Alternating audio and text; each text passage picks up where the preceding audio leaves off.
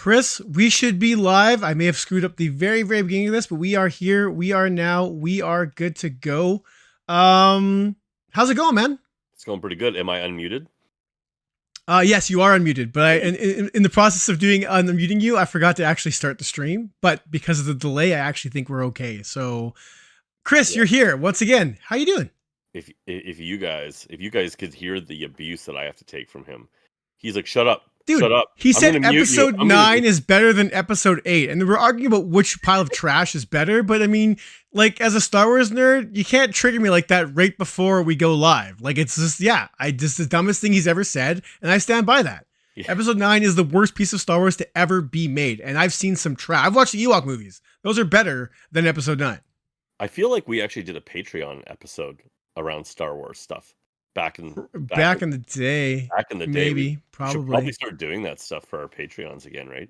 Dude, it's time. I would love to. Honestly, I do want to give our patrons the stuff. Anyways, hello, Jenna. It is time. Welcome to the Games Cast Takeover episode. Move over, Brian. There's a new podcast in town. No, just for the record, this is not a regular thing. Next week we'll be back to Thursdays at 9 p.m. Eastern time, but I couldn't make it yesterday and didn't want to not do an episode this week. And we decided, you know what? Brian's not around. Let's fill a void. So we're totally riding Brian's coattails and trying to get some extra traffic here. Talk about triggering. Jenna in the comments there, Ewoks are the only good Star Wars characters. Only when they blink. Only when they blink. I like when they blink. I know, I do too. I actually like good. They don't look like puppets anymore, at least not as much puppets. But anybody who like got upset in episode 1 about the Gungans, is it Gungans? Gungans? And the fact that they pandered to children too much, which they did. Like Ewoks. Screw the Ewoks. I know. There's a direct comparison here. Like, I can literally fast forward through the last part of Return of the Jedi because of that crap. Return of the Jedi is not a great film. It's the cast hold it together, but the film overall kind of falls apart. It's just part of a legacy trilogy, but it's not. Hot take. I like Force Awakens more than Return of the Jedi. I can give you that one. I can give you that one. But that's not what we're talking about, Chris. That's not what we're talking about. This episode is not about our Star Wars preferences because I could go on forever and ever and ever. I want to quickly touch upon what you've been playing before we touch on what I've been doing. Yeah, and Star Trek's far superior. So, anyways, I have not been playing much in VR. I want to talk about this new game I've been playing called Helldivers. Oh my god, no, we're done. Dude, still playing Helldivers, there's a new Warbond that just dropped. I read everyone's all excited for that. Oh, it's happening tonight. That's exciting. Jenna, tonight. Anyway, yeah, so that's a thing. And I have not been playing a lot of VR.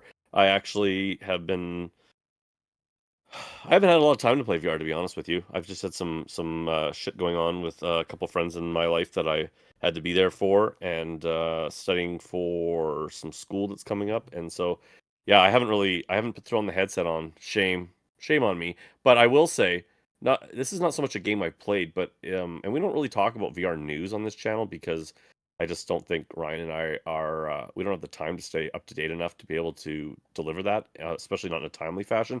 But I did want to mention, because I asked Ryan if he'd heard of it. I believe it was announced either yesterday or the day before, Ultimate Swing Golf. And I mention it because I'm pretty excited about it.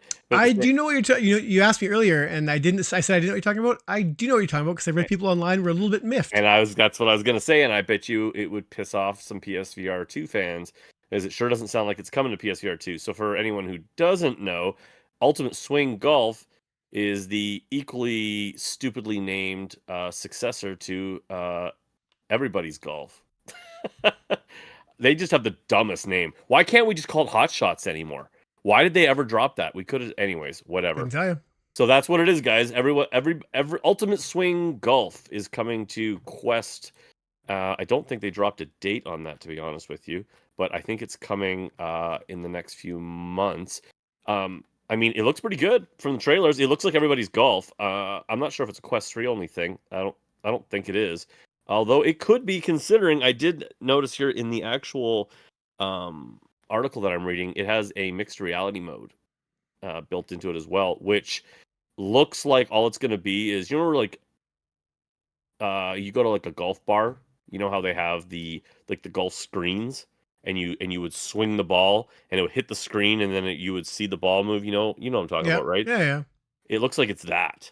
Like they basically put instead of having you surrounded in VR, it puts a screen of you playing golf somewhere in your living room. So I was like, I don't know, that seems like mixed reality just to be mixed reality.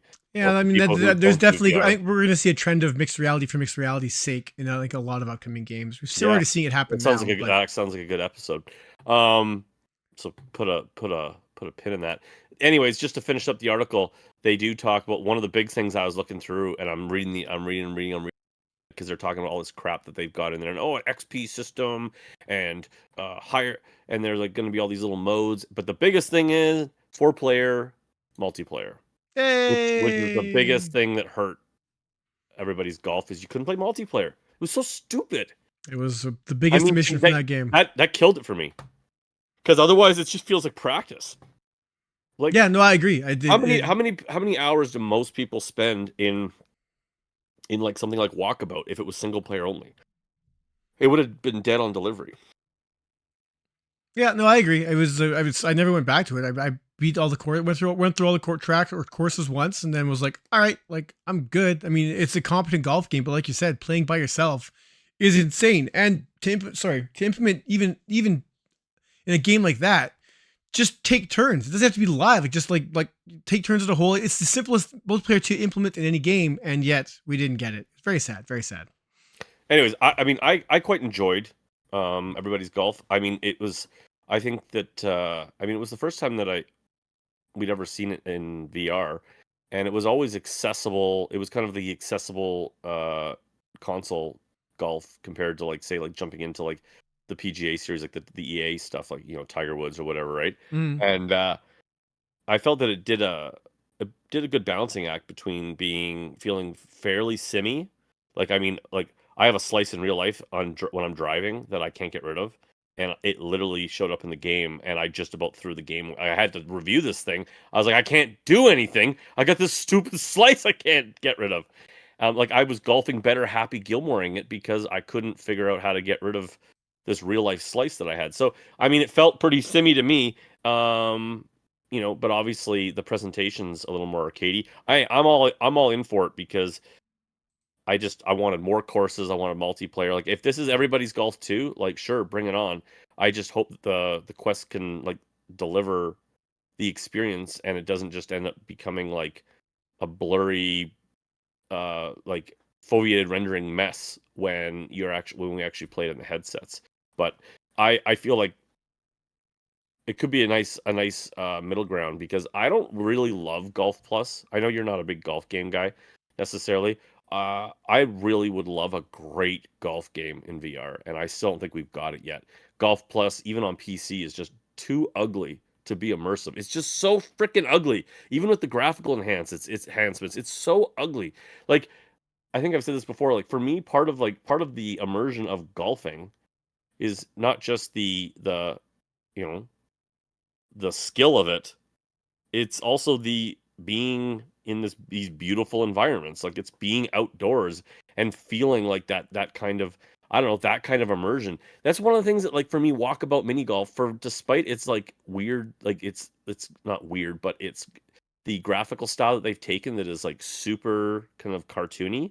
Yep. There are times when I feel like I'm like on a holiday. Like they've managed between the sound and the lighting. It feels like you're on these like, I don't know, on a vacation. Like they're just, I feel all warm and fuzzy when I'm like running through some of these courses. And Golf Plus just feels like vacant and desolate. And so I guess I'm hoping that this golf game with a more cartoony art style might be able to like kind of like, I don't know, somehow split the middle on that. But anyways, I was just pretty excited about it, so I wanted to mention it. And I also thought it would irk some people, so I was like Nice. Ask me what I've been doing. What have you been doing, Ryan? I am living the Fallout life, Chris. I have to talk about Fallout. I am totally playing Fallout and enjoying the show, and I even have my Pip-Boy on today. Yeah. Oh, it's green. You can't see the Pip-Boy. That's funny. I'm lucky that even turned out as well as it did. Anyways, I can actually. It's funny. I see this weird. You can see the outline of him because he's green. So you can't. Yeah, it's hilarious. See-through. Anyways, Yeah, and I got my blue hoodie on because I don't have an actual Fallout hoodie yet, but I'm actually working on that. Dude, you could sell me anything Fallout right now. I'm just a whore for this franchise. Um, but I shouldn't say besides that, I've been playing Fallout 4, not in VR, sadly. The VR just wasn't, I said last episode, just not working out for me. And I can play on the go, so I'm kind of enjoying that as well. I do plan on trying to check out the mods and get back into Fallout in VR just to see how that works out for some like side quests or whatever the heck it is. But besides that, I actually got to chance to play a upcoming PSVR game in Black Trail. And Black Trail, Are you allowed to talk about this? yeah, the game released in early access like Monday or something like that. So for those that don't remember, like it's basically it's a Western, right? If you remember the trailer, it's basically like it showed cowboys killing, Indians, for lack of a better term. I mean, they're, Native Americans. And well, because I mean that's how it was back. It was cowboys versus Indians, right? I know. We're only now just kind of, accepting the fact that we just totally, should never call them Indians in the first place. Regardless, the trailer got a little bit of flack just for looking like you're just, shooting Native Americans. And the game itself is not great. The opening stage, you play as a Native American who's like trying to break into a mine, and so you're just throwing hatchets and stuff like that. So, and I mean, how many times does throwing in VR work, Chris? Exactly. So the throwing does not work at all. But luckily, your hatchets are one hit, one kill, regardless of whether they hit them. So if the hatchet bounced off the ground and hit them in the foot, dead. If it it hit them in the head, dead. If it hit them in the arm, dead. That's the first stage. And it's not great. It almost feels like a wave shooter, except for the fact you are slowly moving through a stage. And the second stage, you play as a cowboy, and you get to shoot the Native Americans, and it's not any better. It's rough. They just invade your camp, and you just shoot them. The game looks rough. The shooting can't. The gun. There's no weight behind the gun. Enemies just run at you stupidly. You can just dodge arrows by just moving left or right. It's unfortunate that the game really is nothing special. It feels like something we would have got 8 years ago and been like meh back then, and that's not a good sign. I mean, in the third stage, I unlocked a medallion that actually let me slow down time, so I can, basically Matrix mode my way through the game. But it doesn't add into it. When you kill guys, it's not red blood, it's black. So it's like these little black, like pixelated spurts of nothing. It sounds horrible. Dude, bottom line here is this game isn't like, I wasn't expecting anything out of this. I expected a very like by the numbers, like wave shooter-esque type game. It's not even by the numbers, man. This is at best poor, and it is technically early access, so things could be fixed.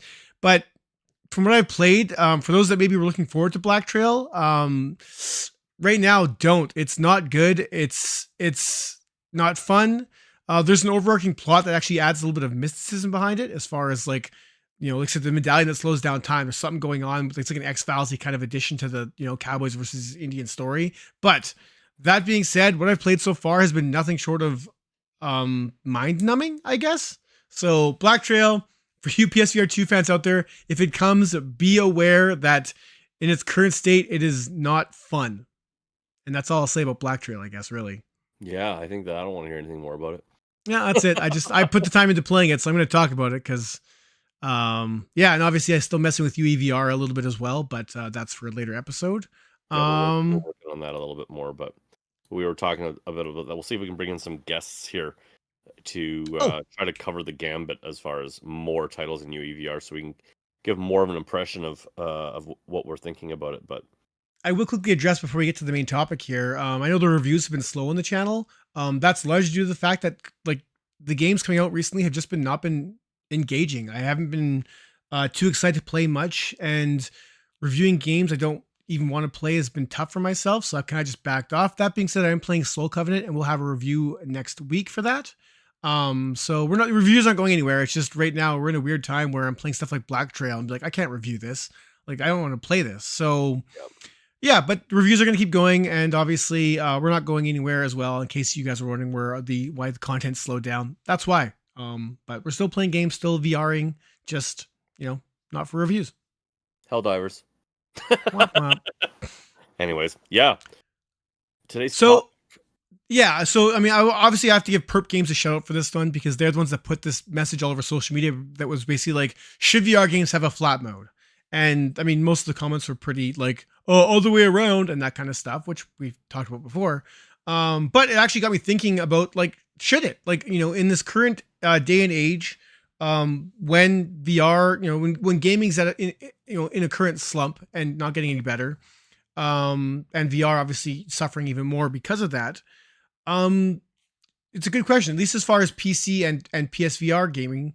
Like, should these games include a flat mode? And I go back to examples, like Honor and Duty D-Day on PlayStation VR 1 had a flat mode. I mean, I saw one guy playing it once, which was hilarious. It's a lobby of like 60 people, and they're all VR, VR, VR, VR, VR, PS4. Like, what guy is buying D-Day to play flat? So but anyways, and there's been more examples of games that have had both modes. But generally speaking, should this be more of a thing, if not just to promote game sales? I guess another example would be like Demio in regards to that being in and out of VR.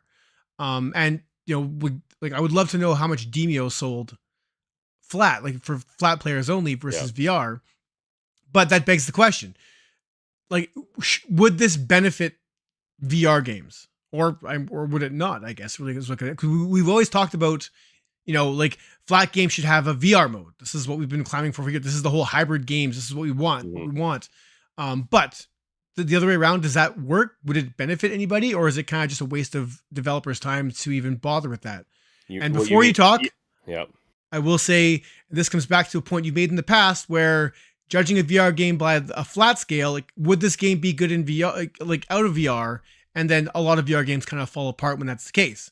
And so now, take it away, Chris. Well, it's funny. So I was one of the things I was thinking of when you were talking about that is the fact that I think Honor and Duty D-Day is a pretty good example of a game where it's like, if this game came out flat, would anyone care? So few people. I mean, because as soon as it's flat, you have so many options. Like, you have so many options. Like, you could just go and play Battlefield, and it's like, so I feel like it would have to be somebody who wanted a retro vibe, and they wanted a much simpler experience.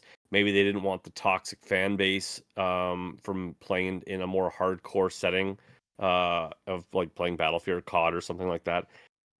But it's just like, it's not even, I mean, no offense to Reggie, but it's like, it's not, I mean, it's indie in the most indie sense. I mean, now you throw it into VR and it's, I don't know, it gets some cool factor, because again, it feels like it's one of those things where we don't have this in VR, and so this feels like kind of like we can kind of like see what it would be like. It's just cool to see it in VR, but I'm like, but does the whole gameplay and the map design and just, does the game hold together as just a game? And I think the answer to that is no. I don't think it really is good enough that anyone would spend a lot of time flat playing Honor and Duty D-Day. It's just not there yet. It's just, I don't think it ever will be. No, again, but it's like, it's made by a couple dudes. Well, and for the record, Honor Duty, like the PS5 version, does not have a flat mode. That he got rid of that. But I mean, I feel like that goes into our last episode of where, like, Reggie taking on kind of the Battlefield formula. I mean, talk about ambition. I mean, another game that jumps to me is a game called War Dust, which is a PC only game. And I would say in some ways it's more successful at actually recreating the Battlefield. Obviously, as power of the PC, it's visually there. It's also it's even more ambitious. Like, there's jets and helicopters and like vehicles everywhere, and everything's jank. Nothing plays that well. I mean, the guys who did War Dust, it's like, what would be more ambitious than War Dust? Let's go make another Grand Theft Auto in VR. Do you remember that game? Yeah. The name's escaping me right now, and funny I don't enough, it remember as well. also has a flat mode.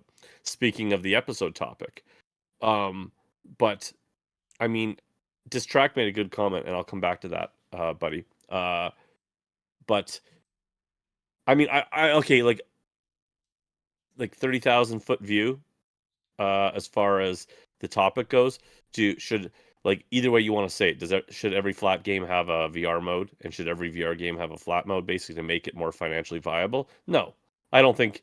As a general rule, no. It has to make sense. Yeah.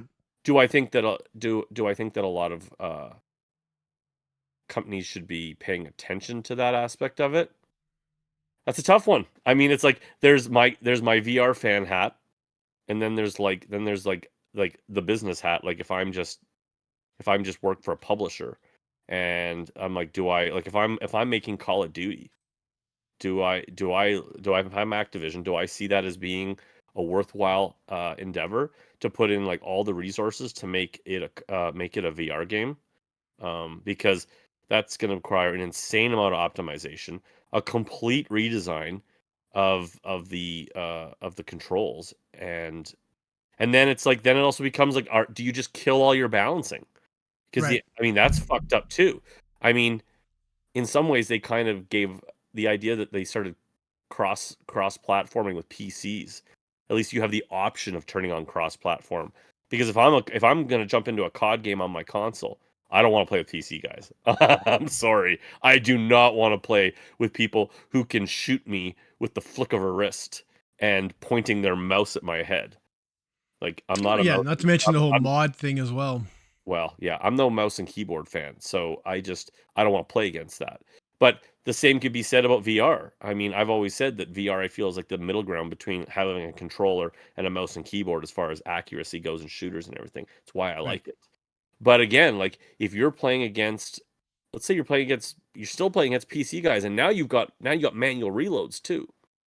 You're gonna get Mhm. schooled. You're gonna get absolutely schooled. It's not enough to just say I want a VR mode of this game. You got to take the step back and think, okay, what does that really play like? Because you probably school a lot of console players because your aiming is going to be a lot sharper and quicker. You'll be able to just flip right to scope and everything, like especially once you get that muscle memory down. But you're going to get raped in other aspects. No, Throwing I a mean grenade, throwing a grenade, like when people get that perfect arc down, and we're just talking about how no one can get throwing down. no, I mean, And no one's gonna want to sorry, and no one's gonna want to play with the VR guy who has like an auto arc button that shows the arc. Like that's not a solution either.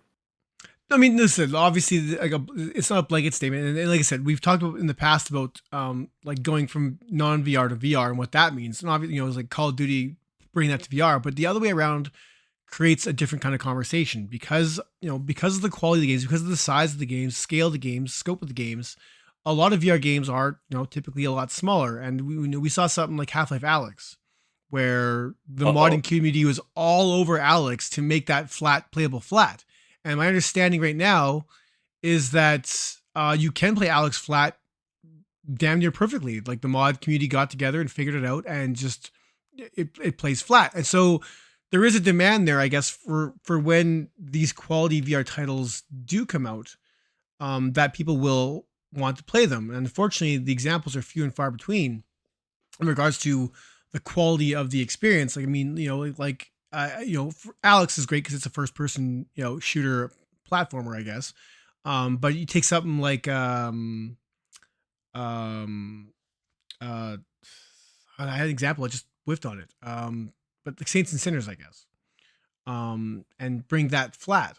Does that now you're dealing with like the crafting, press X to craft, and everything else is now picking things up by face buttons and everything else. Like does that game still translate to flat well enough to justify that kind of thing? Well, I mean, I Um, think Saints and Sinners, and let's just talk about Saints and Sinners and Half-Life Alyx, arguably two of the best VR games, like VR for VR, originally made for VR. Um, Easily has been right at the top, right? Do those games work as flat games? I think let's first off, I think Half-Life Alyx, a lot of people would kill to be able to play Half-Life Alyx in flat because they want to play essentially Half-Life 3, yep. and they haven't and they can't. I think it loses a lot if it comes to flat because like I've made no apologies on this channel. I think Half-Life Alyx is quite overrated. Do I love it?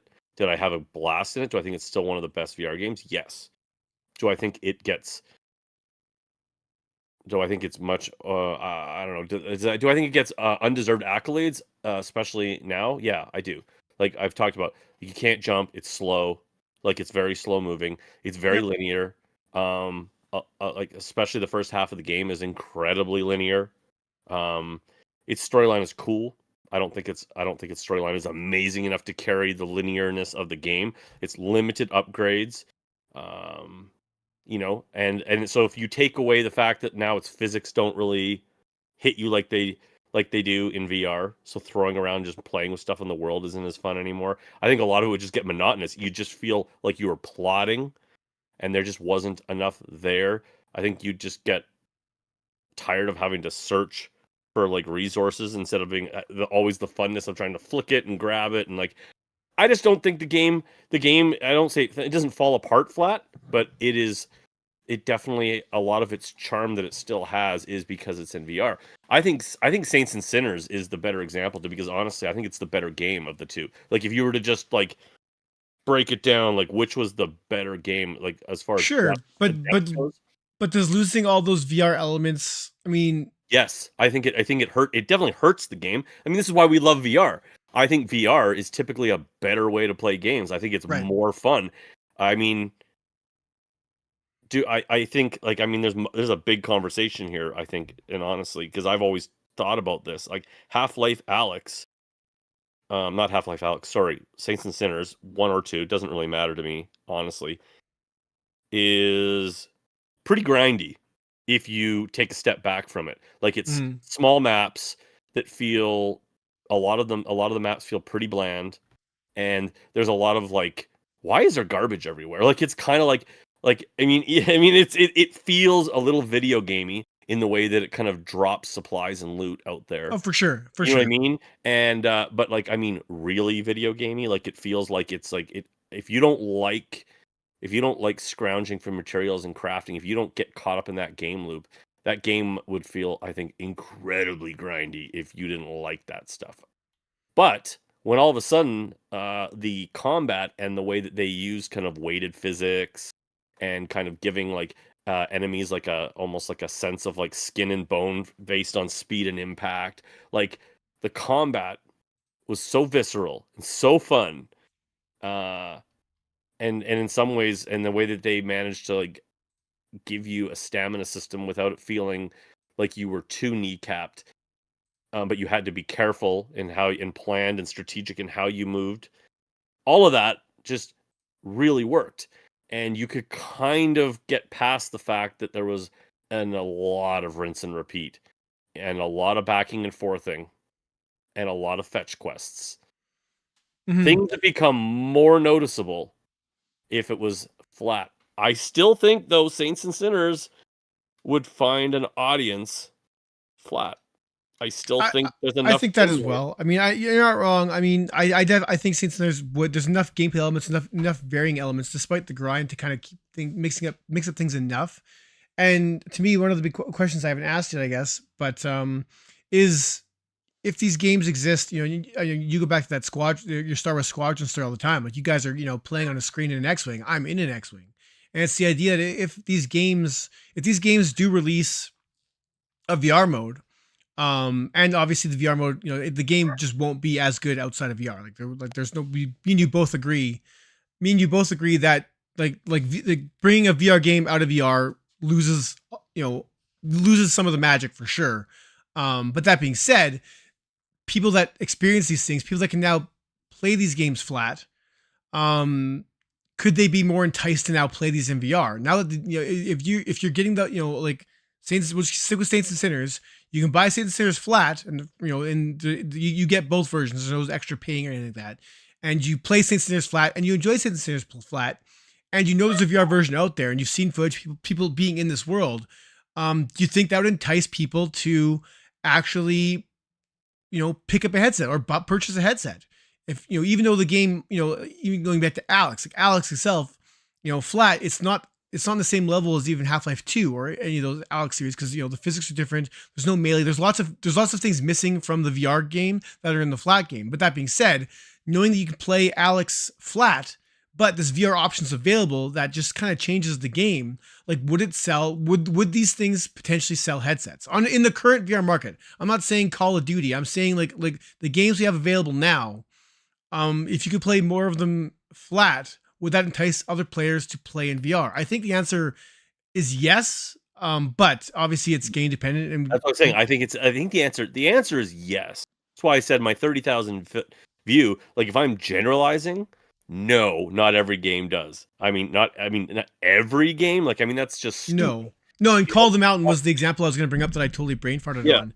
And yeah, any climbing game in VR, you can watch like find a review of a climbing game. All you see is like wall and like handhold and like not much of the actual anything behind the wall because you're too busy climbing. And that flat would be doesn't Call work. of the Mountain would be considered the most epic failure ever created if they had just brought that out as a flat game. Straight up, they're just like, yeah, here's a little side thing that we did for you guys. People RL. like just and on rails. You can't compare them. Immersed Robot said that like a lot of people come from VR enthusiasts come from a gaming background. That's for sure. I think we're definitely hardcore gamers usually, especially your enthusiasts or your early adopters. And then he said that gameplay mechanics is what we focus on. But the problem is that VR strengths often revolve around tactics and immersion. I don't know necessarily what he means by tactics, but probably like I think he's meaning most like VR mechanics. And games can live or die on that. I mean, an example, even though there's a flat mode, is like I have never understood why anyone would really care to play super hot flat. Like, I get it. It still probably has that uniqueness of it being like almost a shooter puzzle game, and that would still translate into flat. But when you've played it in VR and you are straight up matrixing shit going over there, and you're actually like blocking bullets with like pieces of metal, and you're crawling on the floor to like actually get away from like bullets that are coming at you. That is a game sure, you could give it a flat mode or vice versa, but once you've played it in VR, and I think that speaks to what you're talking about, is that there are certain games that if they were flat games and they gave a VR mode, it would it could convert people when they realize how much better the game is. Obviously, we point to PSVR 2. I never want to play a Resident Evil 8 game flat again. I cannot play GT7 flat. I tried playing it. Not only do I suck at it, like it's actually like I actually can't play it anymore. I've gotten so used to the sense of scale and speed and feeling breaking points. I can't race it flat. Like I can't. I just fucking barrel through every corner. That's funny. But it's so unimmersive. And I said I would go back to what Distract said. I would say that if I had to, there's a few things generalizations I could make in this topic. It would be that yes, almost everything that is in a cockpit should be a VR, have a VR mode. I can think of only, well, funny enough, distracted his other comment I actually really disagree with, because I would say that there's a few cockpit games that I would say should not be in VR. If I'm stuck in the cockpit. And his other example was Wreckfest. I love Wreckfest. I would not want to play Wreckfest stuck in the cockpit. I cannot. You haven't played it, Ryan, but it's a destruction derby game, and I need to see the car. I have to see what it looks like. I have to see where things are coming from. It's my same argument with a Twisted Metal VR game. No, they just have a little monitor in your dash. It just says damage. It's just the little radar that says incoming. There's easy ways around this. No, but it's not, because so much of that game is when you're in that third person's perspective, you're seeing cars come at you, and they're like bumping up to you, and they're next to you, and they're trying to pit maneuver you. And I would be. You're just being a dick now. I would feel so blind. Like just example, like we said, Twisted Metal. I want Twisted Metal in VR, but I don't want to play Twisted Metal in VR. Like, I don't want. It'd be awesome. They could totally make Twisted Metal work, and it could work, but I think I'd still need to be able to pull out and have a bit of a god view. So would that work? So hypothetical. I know Twisted Metal is kind like of that's not happening now. I would be sitting there looking. That's not happening now. So let's just say, looking at all my mirrors. Shut up. Twisted Metal. They released the new Twisted Metal game, and they released it flat and in VR. It's cross compatible. Let's say they include the game in VR. You can still play it third person. So now you can look around. So I guess you have an advantage there because you can see more of the map, but it still plays identically. Or you can also play in the cockpit, which conceivably could actually hurt your chances in VR, playing in VR. But would that work? Like, would the idea of a Twisted Metal game being able to play flat in VR, even despite the fact that the VR version would make the game substantially harder, but still playable in third person should you want it, so you can still look around? Like, would that be enough to like entice people to like get the VR version if you could play Twisted Metal in third person still? So you're still looking at the car now and like your little god mode in VR. Like, would that work? Would that move headsets, or would that be like, meh, no? I want to be in I want to be in the car, which I think would sell more headsets. I don't know. I mean, most people that I mean, if you're our age, you remember Twisted Metal 1. And Twisted Metal 1 was, I could be wrong here, I think it's the only Twisted Metal game that let you be in the cockpit. It actually had Did it? Yeah, it actually had cockpits. And it like with steering wheels. Get out of here. Yeah, it did. And I used to do it because it was cool, and it was like, again, it was like it was the beginning of like playing like 3D gaming, and that was mind blowing. It was also the worst way to play the game. And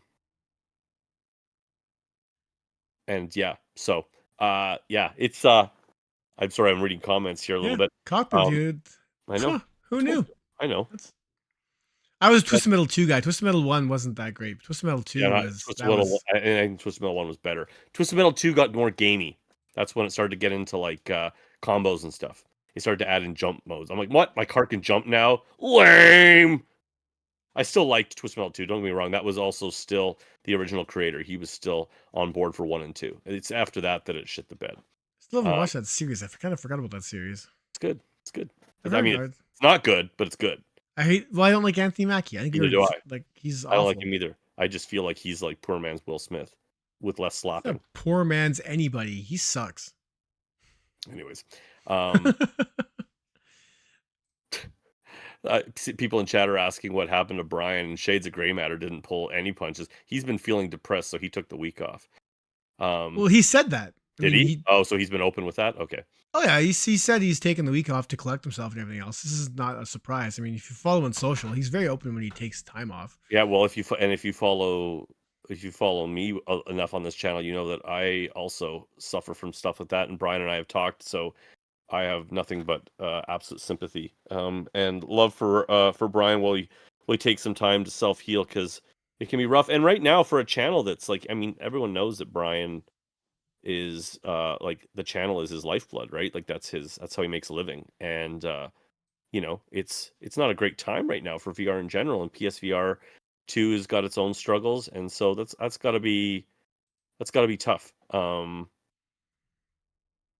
You know, just in general, especially when you're just dealing with all of the life stuff on top of that. So anyways, we won't get into Brian's personal stuff, but we wish him luck, and we're not trying to steal his thunder by any means.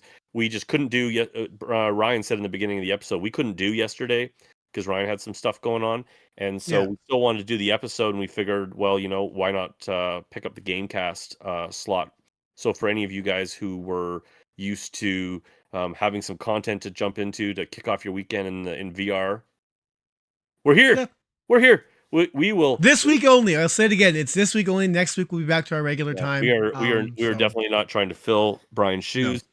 We are our own thing. But we just we figured it would be a good idea.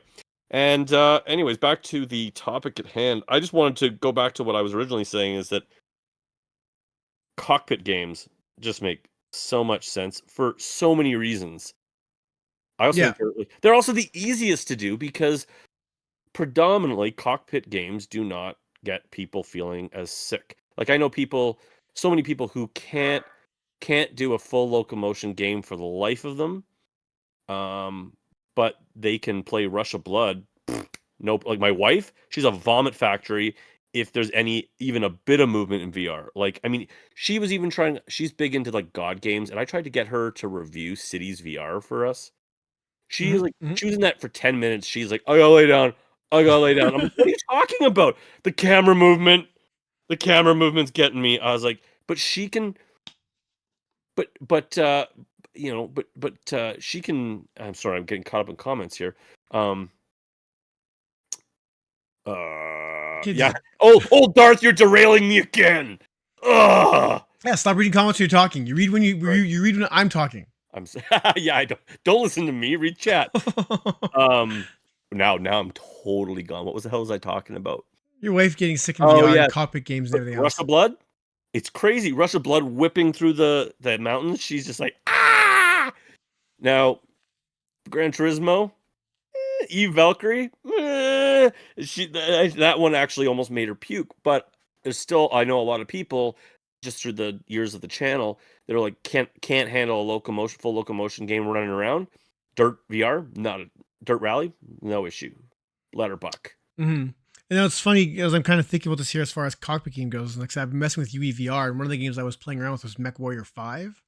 And MechWarrior 5, sure enough, after you do the initial few moments in the game, you are in a giant mech cockpit. And the fact that these UEVR guys made this mod and made it so you, with the press of with this fuel UEVR injector, you are now inside the cockpit looking around, tells me that it shouldn't be that hard for these cockpit games to let you do that in VR. Now once we're yeah, sorry, or let's do, or yeah, to for flat to VR. But sorry, my thought there. So, but let's just say MechWarrior 5 was a VR game first, and now it's a flat afterwards. So, like, it's the question of it's losing all the VRness. I'm coming back to that again. So as far as like assuming MechWarrior is like you're pulling levers and pulling things and driving your mech with like joysticks or everything else, and now it's back down to thumbsticks and pressing X or whatever it is. Like I guess but the question like I said before, but like It depends. Is there a risk of losing too much in doing this? It depends. I think like we talked about it being a game by game situation. It's also I guess the point of the game. So like I love oh my god. It's too early for us. I want to call it the movie. Vox Machina is Yes. one of my favorite games in VR. I love how it feels. Although I jumped into just on a side note, I jumped into the PC version. Hadn't played the PC version in years. Okay. Didn't play it when it came to Quest, like when they actually fleshed the whole game out and brought it to Quest. Yeah. Went back to play it on PC. Mm-hmm. They've definitely changed some of the visual style on PC. It's got a little more of a cartoon look, and it's lost a little something, in my opinion. But that's a side note. I would say that like looking at Vox Machina, and then you think of MechWarrior. It's like so Vox Machina goes full VR for the most part, right? Everything's done with full controls. You're pulling levers and stuff in the cockpit. That's all great. That's all fun.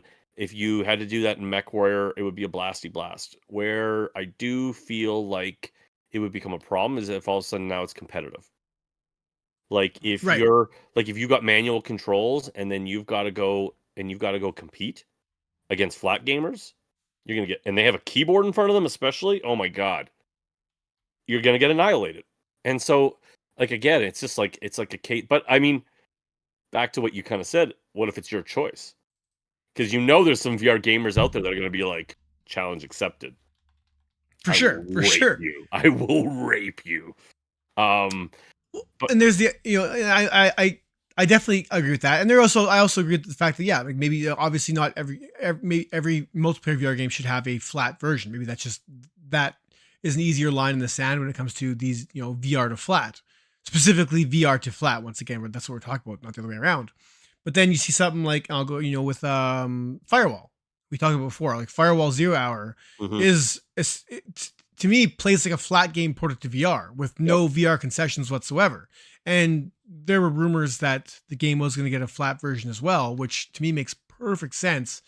Obviously they just ran out of time, money, whatever. It didn't happen or whatever. The plans got sidetracked. Yep. But But To how me, popular do you think it would have been? I mean, and that's they said, could Firewall Flat even like could it, like competing against Rainbow Six?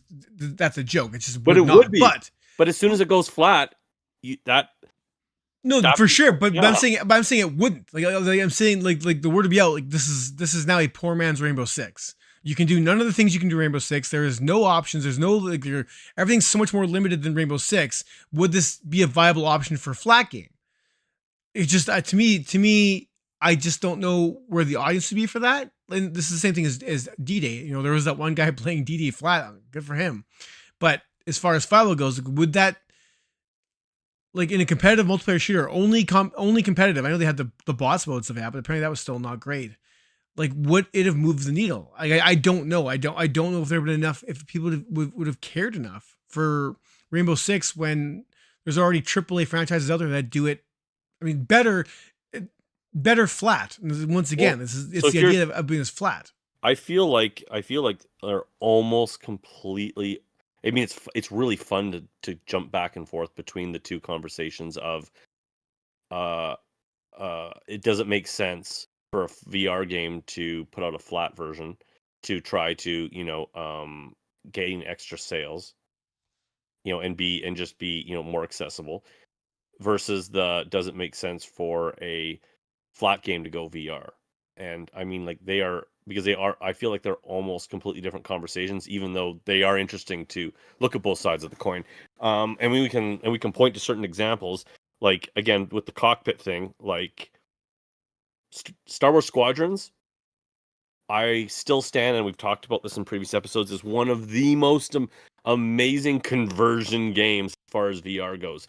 Because not only was it you like gained everything and lost absolutely nothing with the port, especially if you played it on PC. Like I'm honest, and of course it got a bit of a patch upgrade on over on the PSVR, but still PC was you could run it at a resolution that was almost exactly the same as flat screen, except you were in your X-wing. It was mind blowing, and I remember sitting in lobbies, and this is where it was so perfect because you're sitting in multiplayer lobbies, and people see you're in VR, and then they ask you because I was in that it was launch day, and they're like, "Oh man, you're playing it in VR," and I think at that point I was on the PSVR, and I was like, "Yeah." They're like, "Oh man," they're like, "How is it?" They're like, I'm like, "I'm sitting in an X-wing." Do I need to tell you more? Like you're watching it on TV, and I'm sitting inside the plane. Uh, and it was also I would say arguably it was a more strategic way to play too, because you were both using controllers, but the ability to like start looking around your cockpit in like without having to like swing buttons around and sticks in dogfighting drastically superior. Like Ace Combat in VR. Oh, I for mean, sure, like, you for know what I mean? sure. Like, there's examples like that it's like you said, like, does it move the needle? Like, if we got a new Ace Combat game on the PSVR 2 and they brought out the full game in the same quality, obviously leveled up a little bit, but essentially that brought that quality of experience to the full game. I mean, I don't know if it would move the needle, but it sure as hell should. I think it would. I mean, it would move the needle for sure. And one of the things that But like I let come me back let me to. let me Okay. finish with one thought. The problem is, and this goes back to like many episodes that we've talked about, is that you still somehow have to get that flat screen Ace Combat player to put a freaking headset on. Because until they've experienced it, it's really hard. You can say to them, I'm in the plane. But when you Yeah. put them in the plane, it's mind blowing. And so it's like, yeah, it's not enough for Sony to do Ace Combat fully in VR. They got to start putting out kiosks. They need to put those people and they need to start having people have these experiences outside of like their friends just VR raping them. Yeah, no, a point I was kind of thinking about that while you're talking was the idea that like Resident Evil 4, 8, and Gran Turismo, all these games that had flat versions first. Like, I wonder, like, had those games released at like had the VR modes released at the same time as the flat games, I think there would have been a bigger VR reception, or people would have been much more excited for the VR version at that time. But I think the idea that releasing a year after the fact, I think hurt the VR sales for that because people were the game was already in the past. It was already in the rearview mirror. So I think something you touched on is the fact that yeah, if you're gonna release these modes, they should come at the same time. Like you said, Ace Combat, if released VR at the same time as Flat, I think that kind of stuff would move the needle. I know we keep going back and forth in the conversation here as far as which mode to which mode, but I think it's actually really important. I think if Capcom does something with the next whatever Resident Evil game they do, like it should be if it's new, whatever. It just to me, the timing should be if they want to like help push VR forward, it should be released at the exact same time, I guess. Um, because yeah, coming a year later, 9 months later, as Shade said, it doesn't like I said. If people have already put that game in the rearview mirror, even if it's a free I update, agree. Yep. it doesn't. It's like yeah, that's cool. It's in VR, but like I played that, and like I'm a guy too. Like I mean, Skyrim is a great example of a game that I played to death flat. And when it came to VR, I was like, oh my god, I'm amazed. I spent I think 10 hours in the game before I was done with it again because I literally did everything in that game and more, even on PC with mods. So when they came to PSVR, it was amazing to be in VR. If I go back in time, I would tell my younger self, like, I know you're gonna want to, but if you just wait, 10 years, you can play this in VR. It's gonna blow your freaking Yeah, mind. there's a lot of Uh, games I wish I'd waited for, but but you can't. I mean, since I also spent like 500 hours in that game, so like sit there and tell my younger self not to play one of my favorite games of all time is insane. well, even Resident Evil 8, we knew it was getting a VR mode. Yeah, I couldn't not play it. I could not play it. I just couldn't. I'm like, I love the series. I have to play it. I played it twice flat, and then I played it in VR, and I played it twice in VR. I still had to play it, and it still sucked me in. But yeah, it would have been awesome to experience it for the very first time. There's a lot of games that have come out years later. Like, I mean, for example, I'm going back a little bit, but like playing something like Borderlands VR.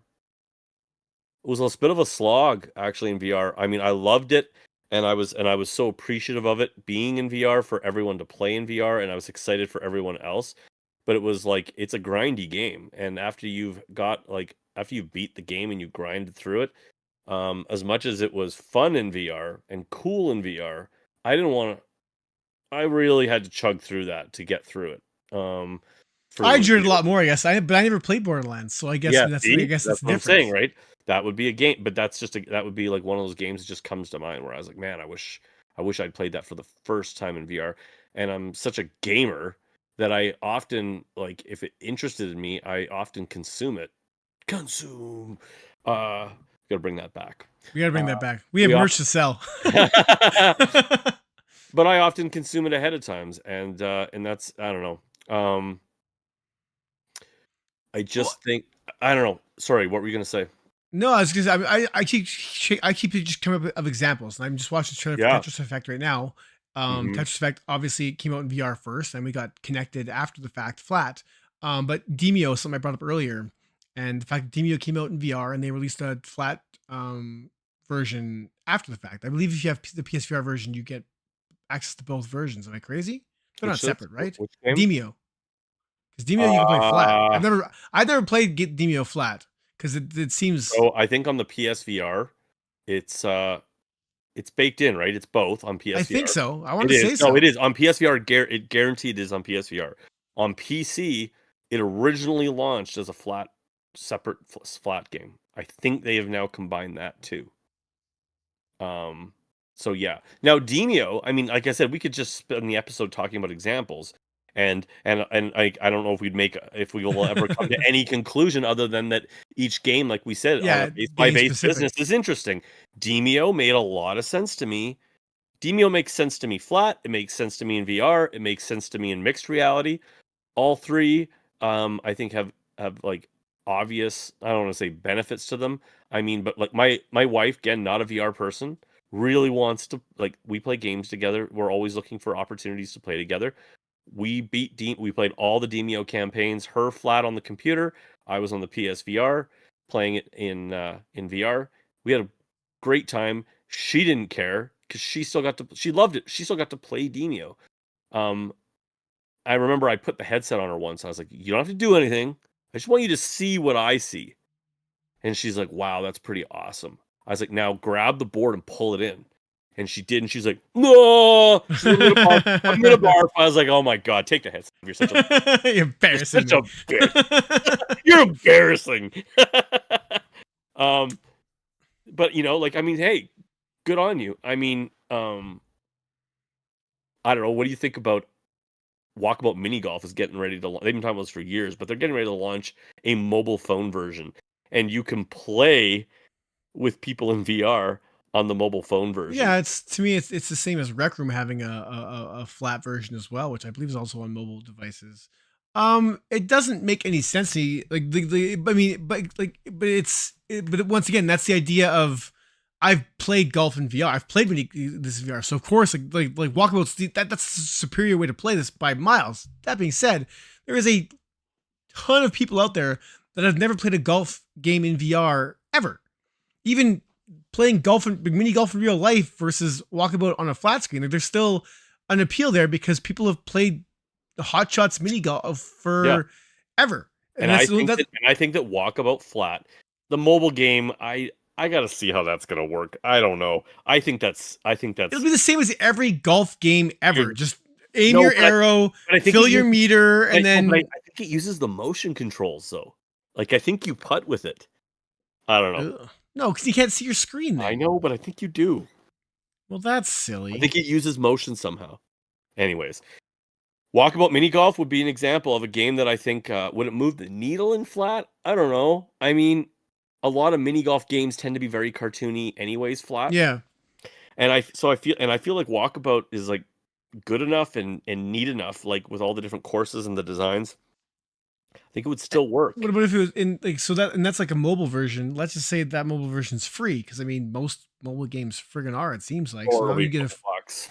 Yeah, so at the very least, it's just a few bucks. But now, and then you see. So then once you're, it's the idea now that once players are seeing this game on their crappy little phones, and then actually, like talking to someone or like seeing someone in VR. I'm not sure how that would work, but if you actually see a VR player on the device somehow, like running around, like a top view of the VR player just running circles around your avatar or something like that, it'd be.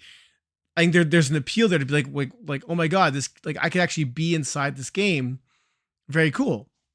But once that's also so, the idea of a VR to mobile, that's, we're saying VR to flat. No, I know.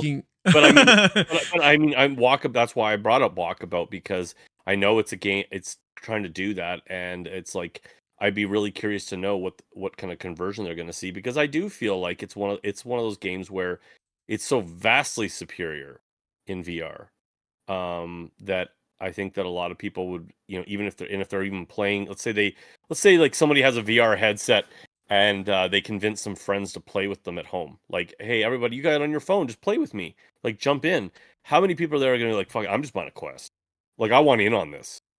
I say Quest just because it would be the easiest way to like just like join in the living room type thing with your friends. Right. Not like, okay, guys, I brought my PS5 and my headset. I'm ready to join the party. It's a social game. Like, I've played with like multiple people in the same room playing Walkabout Mini Golf on multiple headsets. Like, it's a blasty blast, and I do feel like the conversion there could really work for them. Cool idea. I really like it. So let me ask you. There's something you kind of touched on, and at the risk of this getting into what could be a standalone episode, we talk about how the gaming industry's failing right now. Like, it's in a downward faltering. It's faltering. It's faltering. Flat and VR are struggling. The gaming industry just as a whole is struggling, and it kind of surprises me, to be honest with you, because I always thought that, like, in a downturn economy, which globally we're suffering, typically people just go to their vices, and so I would think that everyone would be hiding. They are, but they're playing their backlog. They're not buying new. Well, I mean, we I've got a Steam library that is insane. I haven't touched 80% of it. We have a saturation and of games, a quantity of constant flowing games like we never saw before. Like, when we were growing up, it was like a big deal when a new game came out, and it didn't matter if it was good. I was renting that game, but that's just not the case anymore now. It's just, No. especially on PC when you've got like early access coming out your butt for everything, right? But anyways, I digress. If the video game industry is struggling and you've got publishers and developers struggling to capture people's attention, and here's the problem. It's like, well, my question to you is, does the gaming industry need VR now? And I think that, my broad answer to that, and then I'll part is, I would say that I think that creatively, yes, it needs VR because it opens up the floodgates to a lot of really neat ingenuity. And like I've often said since I started my channel, that that's where all the innovation is in the gaming industry. It's all in the VR. It's all in VR right now. That's where people go to like innovate. That being said, I don't know if it's I don't think financially publishers are going to look at VR as their saving grace, even though because it's just it's too long of a game. You know what I mean? That's the long game if they look at VR to help raise the industry. They'd much rather just try to build another open world game that has microtransactions. Yeah, yeah. Um, yeah, it's tough. I'd say, like I said, just because like VR is considered kind of it is nichey, it's also expensive. So it also it's the idea that um yeah, is it needed? I think it's no, it's not. And obviously we're seeing that, I guess, just because of, Ubisoft is the example, but as far as pulling funding from VR projects and everyone, being shy when it comes to VR now. I mean, we've seen all the big publishers and developers still not um, really truly embrace VR. And now that we're essentially in the start of a gaming recession, in my personal opinion, why the risks you don't most companies won't take more risks when your I know, finances are being I know. hit, when you're a publicly traded company and you have to make sure you're answering to your um words, your people that have your stock owners. You can't sit there and be like, you can't just meta this and be like, yeah, we're just going to invest more billions into VR because we're meta. Like most of these other companies, Sony is not nearly as big as Facebook, so they can't sit there and be like, yeah, we're just going to drop $5 million to give you guys a new God of War VR game, or I mean, that's a $5 million, it's the same low number. Like God of War is probably $100 million plus development cost for a franchise. So to put that in VR, like it doesn't make sense when you factor in just how few headsets there are. But it's not hard to look at. Like, let's just talk God of War for a second, or am I going to pull you off your thought train there? No, no, no. I think I kind of said it. If you look at like God of War, it's obviously the thumbnail. God of War is always like the two titles that always come up with PSVR headsets is, we want Uncharted in VR, we want God of War. I mean, obviously these are marquee titles that Sony has control over and could do a VR mode. I think both games would be very hard to do in VR. Like a VR, like we're talking about a game by game basis. Some games would be so hard. Like God of War in its more basic fighting mechanics, and most of its mechanics would work great in VR. I mean, if anyone's played Asgard's Wrath 2, I mean, those VR controls, you could just almost take those and dump them into a God of War game and it would work.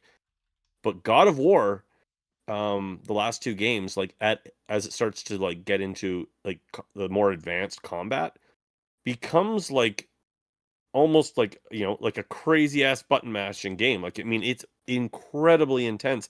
Guys are coming everywhere around you, and you're managing your kid at the same time. So Mm. you're top down watching him. Like, I don't I don't know how you could possibly, how much work they would have to go into. They would have to make it like almost a different campaign, because it would have to scale. So, like I said, like Helldivers in VR, as much as I'm enjoying Helldivers, it would have to be changed so drastically to be playable in VR, because otherwise you would spend your entire matches dogpiled with enemies, not being able to see anything. That would literally be the realistic Helldivers match for most people in a full first person view. Now, God of War just takes a third person view and you just use a controller. Is that enough? Because that's I mean, because that I think is I yeah, I think mean, that's way more realistic. That like I look at something like dude, I always I played Hellblade in VR, and thank Hellblade you. in That was the VR game I was going was to point to. Yeah, amazing. It was exactly. amazing, and it was literally just a third person camera floating above. I can't remember her name's body, but you were just all you were was just a camera. So Uncharted, only you were now the camera, and I played that until I played religiously until I beat it. I couldn't get enough of that game. It was fantastic in VR, and it was literally just a third person camera. So I do think that's enough, I agree. but Is that but enough to move a needle though? Is it enough to I make was someone just buy gonna a say headset? I don't know. As my follow up is I don't think it's enough. It's still, yeah, but now you can look around the world like so like Well, big I mean, deal. we say that, but at the same But time, I say that's like some annoying way. Moss Flat, I think that some people be like, "Oh, this is just a really cool, charming little game. I still really like it." But but being in the world of Moss, For especially sure. No, but that, is like we're both emotionally coming. game changing. We are both coming from the mindset of knowing what VR is. Now, for a non VR user, telling someone you're now the camera in a third person action title, and now you can look around. Well, like, why am I looking around in VR? Like, my action's still gonna be focused on Nathan Yeah, they Drake don't care. or Kratos. And now So you have to put the headset on. and they sit there and try to explain to them, yeah, but you can look around and see the world, and yeah, like, yeah, but why, right? And of course, it's better. It does make a difference. You said Moss is a great example of just checking out nature and seeing that deer in the background and not being And a well, and forced cinematic. they also I think the other thing that Moss has going for it is it's got like a little bit of a Honey I Shrunk the Kids kind of vibe to it. Just in the way that like when you're being in that world, nature feels huge because you're from the mouse perspective. Like Mhm. that just makes me think of a game that would be amazing in VR. Even if they like simply gave you 3D controls, like first person controls, is Grounded. I know you haven't played it. It's another crafting survival game, right? It was an Xbox exclusive that's coming over to PlayStation. Grounded is like it's like Honey I Shrunk the Kids. Like you're literally in the backyard, in the grass, fighting ants. Um, that I scale just played alone, along together with my daughter, so I get what you're talking about. yeah, that was fun. Lindsay and I played that too. I think there's people playing that UEVR actually. Funny enough, but it's just I'm just saying like there are certain games like that that like I mean getting off the God of War, looking at the Grounded example, that makes a lot of sense to me. That game would really really work. It's also stuck in a first person view. I think that technically games that are third person in nature are going to be harder to do a hybrid version unless you just keep it in the third person view because Right. often the game is so intense and designed for you to be able to see things coming from around you in all sides and having a bigger worldview that it's just inherently a more difficult process. But I think that like we still come back to this age old conundrum of you got to get headsets on people's heads. Yeah, that And really what it comes down to. I know people were making comments about the fact that like my Ace Combat idea is like you'd have people barfing in the malls. Um, yeah, maybe. I mean, it Why probably, are they throwing up? I want to try that. but that's what I'm saying. Like, I mean, it's so hard for me to put my mind there because I'm like, I know, right? I want to see them. I want to see their minds blown. I want to see them like, well, this is so cool, and then accidentally do a barrel roll and be like, ah! Like I want that. um, I don't know. But I go back to my original point is that like I mean, and you were kind of talking about it too. It doesn't move the needle for like any of these companies. Like I think we both like it doesn't make financial sense right now for a struggling industry to look to VR as a savior. Of course it doesn't. But how so? But back to the God of War example. But how hard is it to just make it a third person? Like nothing changes except now you are just rendering. You are now the camera. That's it. You can look around the environments, and I've seen. I'll go back to Hellblade. Hellblade. I just think. Yeah, Hellblade. Astrobot's another perfect example because if we get if we get an Astrobot from Sony, everything's pointing to it's But probably gonna be I'll hybrid. like to Hellblade specifically because that was a flat game first, years before it was ever considered to be VR. And the port to VR, you could look around the environments and all the environments look beautiful. So to sit there and say like God of War wouldn't work in VR because like these high def environments now it has to render so much more. It's already being rendered. Like having Oh, I think it would. I think Yeah, it would, but and you'd have. But and I'm how? saying it wouldn't work in the first person. No, but for sure. But so then how much so then why aren't we seeing that like Spider-Man? Just like why isn't Sony's first party studios just having a VR mode? It can't be that hard. I'm not saying it's not a bit of work, but it can't be that much work to just make the VR the camera and then go from there and then optimize as needed, I guess. But Well, I mean, it still is. I mean, you look at like let's take Spider-Man for example. I'm gonna guess that Spider-Man 2 is pushing that PS5 pretty hard, especially at the higher fidelity modes. Yeah, it's working. There's a lot of action, a lot of speed. You're rendering full cities. You got enemies coming from everywhere. I mean, I'm gonna guess that pushing that thing and running if they have to run this thing at a high frame rate, and of course we don't like reprojection, and now you have to render the whole world twice because we want that stereoscopic depth. I mean, this is where this goes into our old conversation of the PS5 Pro. I mean, it's why I want the extra horsepower, but at the same time, of course, we're not going to get games just for the Pro, so it's a moot conversation. yeah, I got it. I know it's kind of just mental gymnastics at that point. But I don't see like I mean, Spider-Man first person, wet dream, not going to happen. I mean, it'd be amazing. It'd be absolutely insane if they somehow put the effort in there. But again, like that game just giving you first person controls never going to work with the way the no, action for came out. sure. You'd be just the spinning through windows and stuff. You'd just be like, "Ugh." Not going to happen. No, And it's not. I don't think it's not just that simple as just giving us just turning on a VR mode. You know that. I mean, of course I obviously, you know that. know I'm, that. I'm oversimplifying things for sure, but like I said, but Hellblade is there I a found that great example Hellblade of was Hellblade was a fairly demanding game in VR, though. yeah, no, but it looked gorgeous. It was an It did. amazing look. It looked Yep. amazing in VR. But Um, it's like, but I do feel that like this idea of getting people to entice people that the right. experience is so much better in VR that you should go out and buy a peripheral that costs more than the console, right? Like we've talked about, I don't think the console's overpriced, especially when you look at like what comparable headsets cost in the market. But you're still asking, typically console buyers are cheap motherfuckers. They really are. And and I'm a console gamer. I also own a PC, but I'm a console gamer through and through. And I'm just saying, as a general rule, there's a reason why we don't buy expensive PC rigs. And so then you're asking them to spend like whatever. I can't even. It depends on where you live, right? But more than a console. I think it's worth it. I think Sony needs to do more to justify that value, but that's another conversation. Uh, And but for it's just sure. like, but what it has to be worth, it has to be a substantial improvement. Like I think Gran Turismo is. Yeah. I think Resident Evil is. I mean, these are hybrid titles. They really are. What And in about the some more indie? Like I just watched for Among Us VR, and you haven't played Among Us in VR, right? I have not. Okay, well it's very you know what Among Us is obviously like you've Absolutely. right. So in the VR, the first person stuff's pretty tame actually. Like it's some button prompts, some light interaction, but it's to me, if they were to release Among Us VR, but also made that a flat, so now you're basically a first person Among Us game, and released it coinciding with the VR release. I think that something like that could move needle. It's an established franchise. It's the game's still popular today, even in VR. And I think something like that, if that came with a flat mode,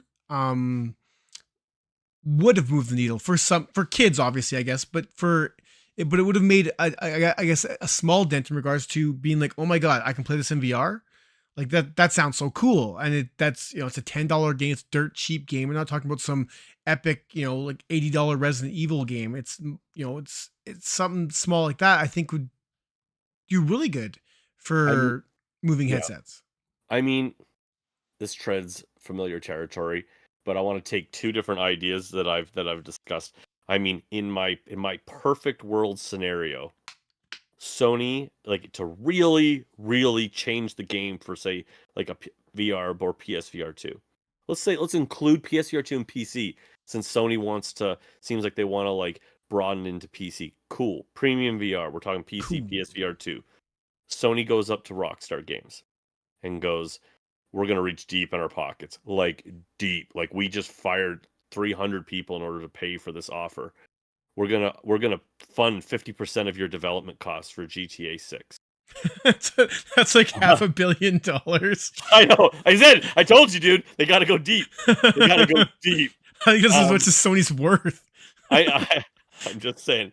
I'm just saying. Like, in a perfect world, if you really wanted to do a absolute massive like shift in the industry, Sony would go there and be like, "Okay, so we're gonna offer you an insane amount of money, but we want PS5, PC exclusive VR rights."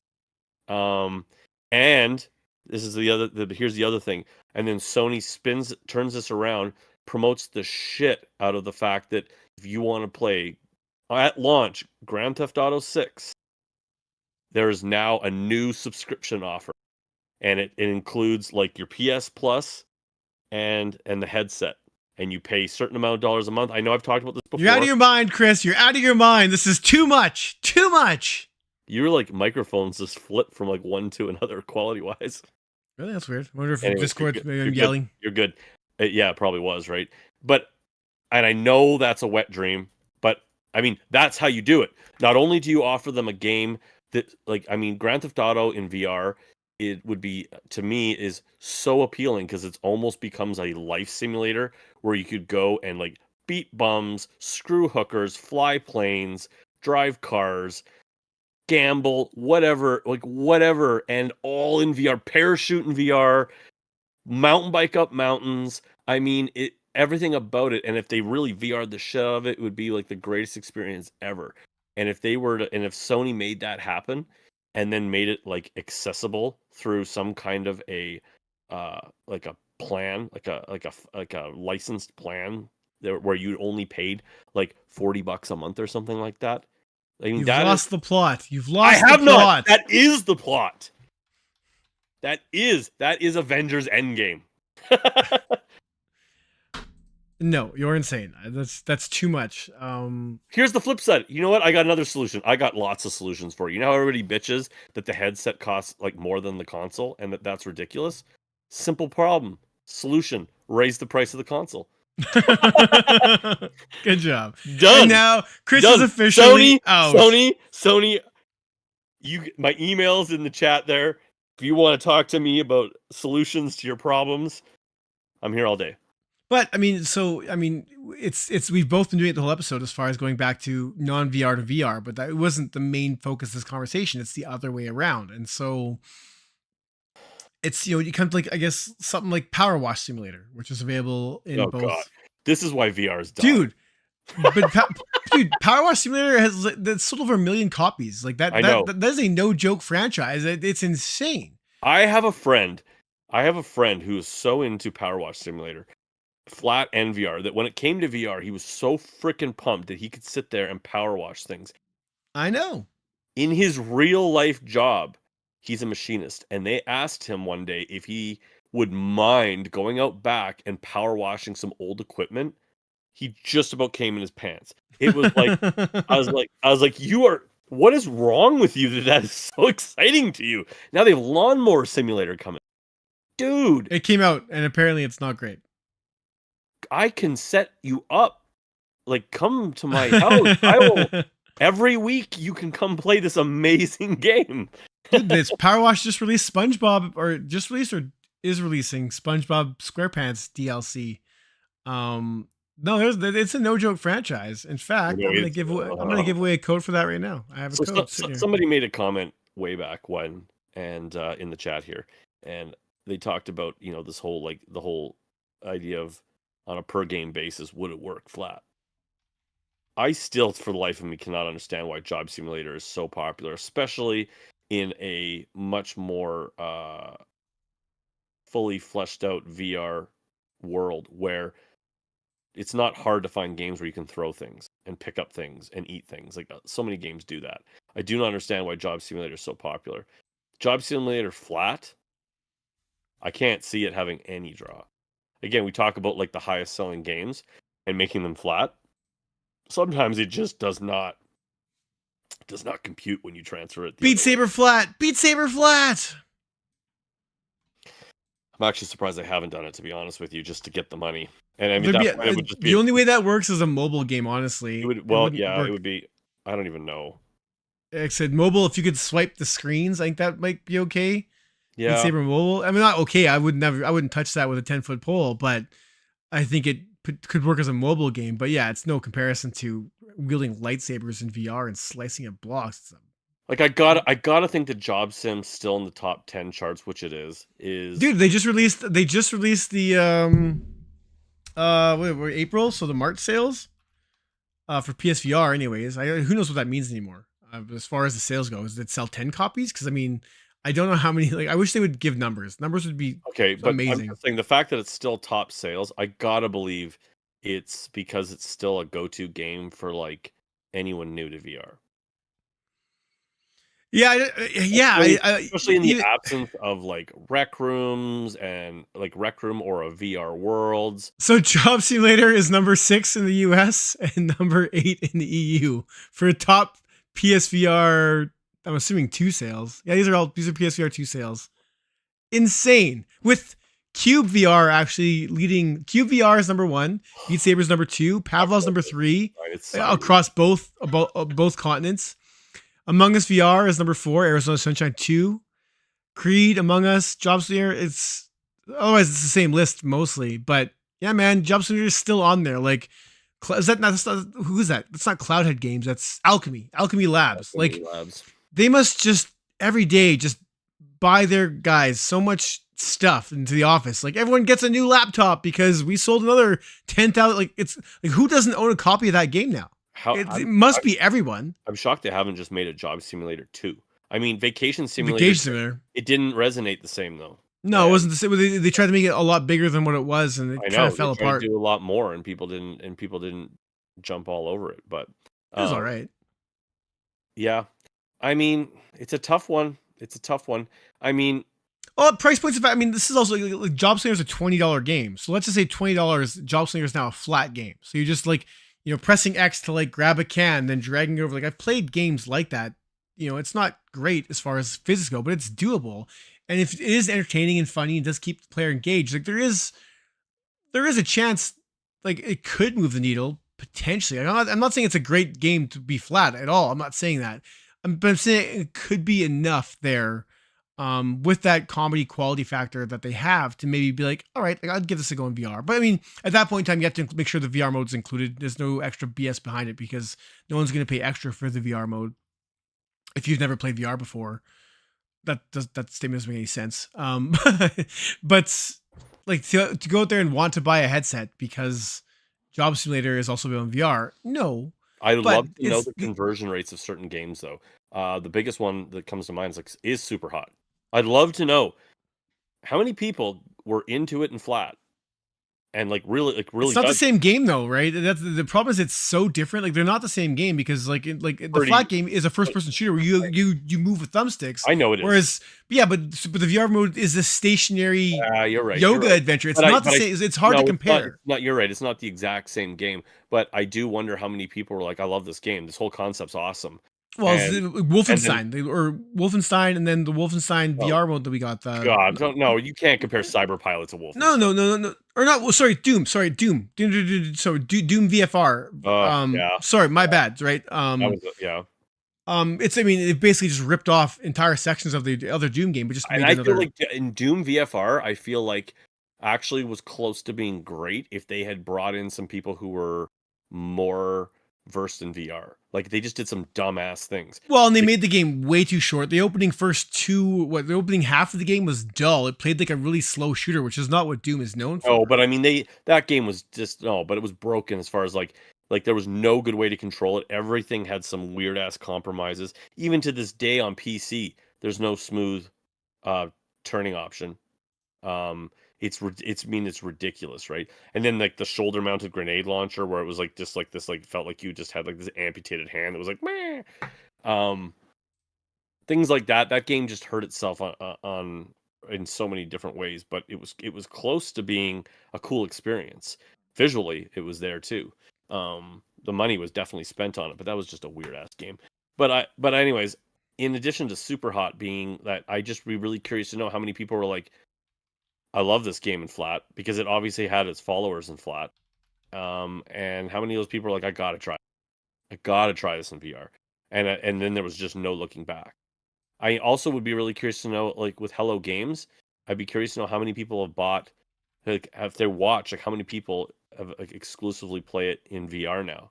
It's a much bigger game.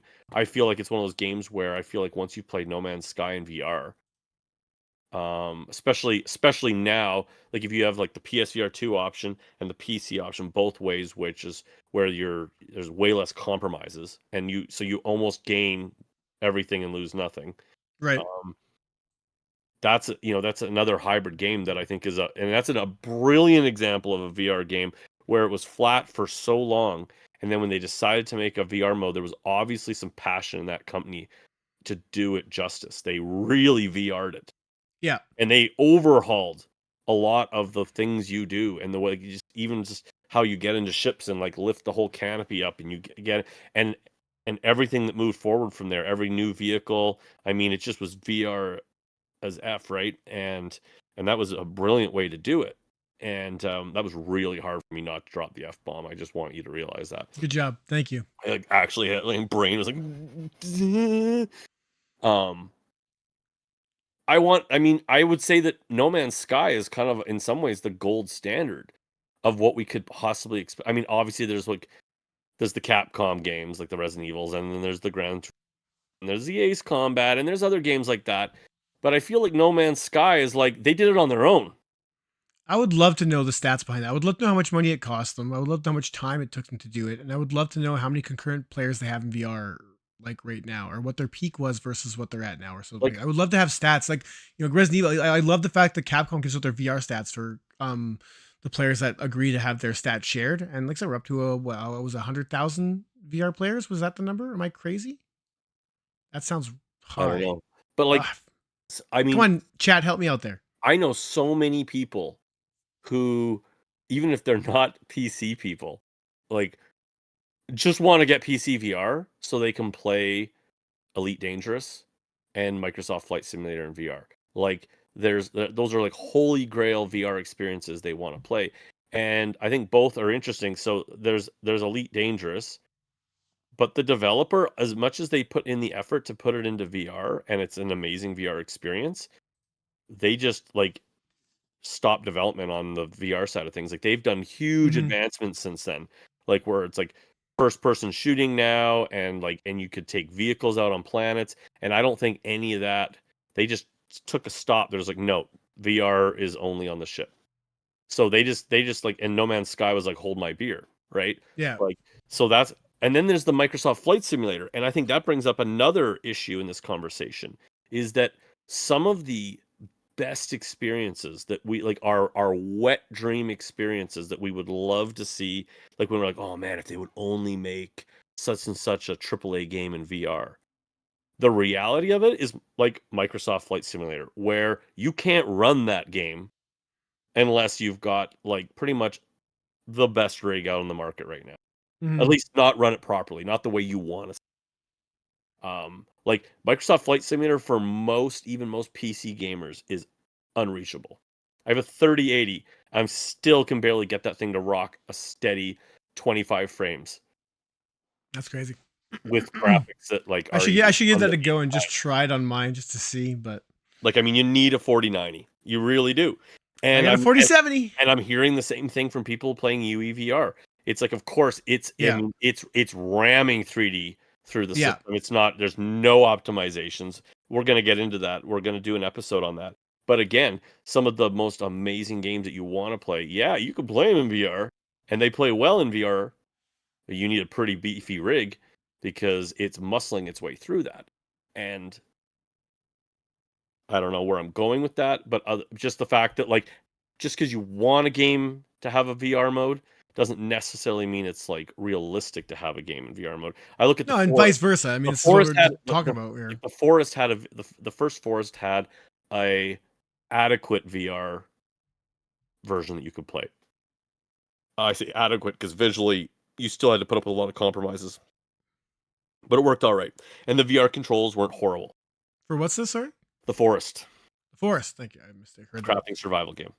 And right, the Forest was Sons of the Forest. It's the sequel, and it's a massive jump up graphically and just like in every aspect of the gameplay, it's hugely increased. And the developer straight up said, "Yeah, we're not doing a VR version." And I don't even know if they could. Like, I mean, again, like graphically, it's such a jump up that like I don't know if they could do a VR version of it that many people could even play. Hmm.